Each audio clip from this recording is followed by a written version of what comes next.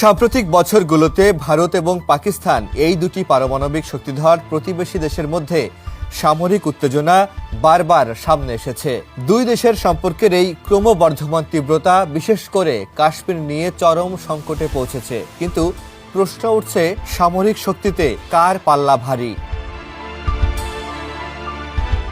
ভারত বিশ্বের তৃতীয় বৃহত্তম সামরিক বাহিনী নিয়ে অত্যন্ত শক্তিশালী এক জাতি।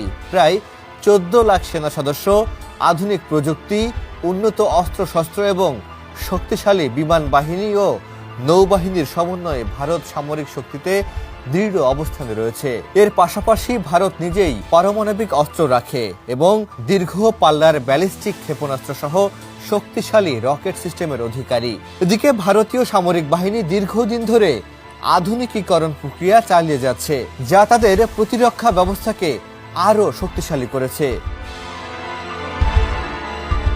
এক্ষেত্রে পাকিস্তানও সামরিক শক্তিতে পিছিয়ে নেই।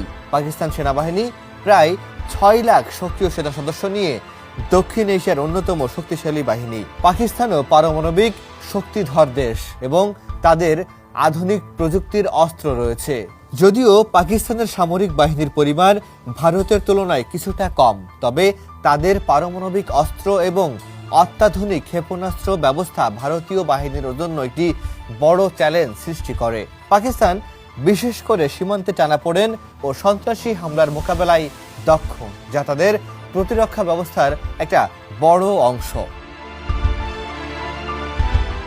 এদিকে সামরিক সক্ষমতার নিরিখে দেশগুলোর তুলনামূলক চিত্র উঠে আসে গ্লোবাল ফায়ার পাওয়ারের মতো আন্তর্জাতিক সংস্থা রিপোর্টের। 2025 সালের গ্লোবাল ফায়ার পাওয়ারের সর্বশেষ রিপোর্ট অনুযায়ী সামরিক শক্তিমত্তার বিশ্ব র্যাঙ্কিংয়ে ভারত দীর্ঘকাল ধরে শীর্ষ অবস্থানে রয়েছে। 2006 সাল থেকে বিশ্বের মধ্যে চতুর্থ স্থানে আছে ভারত। এর আগে 2005 সালে দেশটি পঞ্চম স্থানে ছিল। অন্যদিকে পাকিস্তান এই র্যাঙ্কিংয়ে 2025 সালে দ্বাদশ স্থানে অবস্থান করছে, যদিও এর আগে দেশটি গত বছর নবম স্থানে ছিল। বিশেষজ্ঞরা বলছেন, সামরিক শক্তির দিকে ভারত এক ধাপে গিয়ে, বিশেষত তার বাহিনীর আকার এবং আধুনিক প্রযুক্তির দিক থেকে। ভারতের বৃহত্তর প্রতিরক্ষা বাজেট এবং বহুমুখী সামরিক প্রকল্প তাদের সামরিক শক্তিকে আরও শক্তিশালী করেছে। তবে পাকিস্তান সামরিক অস্ত্রের হুমকির মাধ্যমে ভারতের সামরিক কৌশলকে সমানভাবে চ্যালেঞ্জ করে।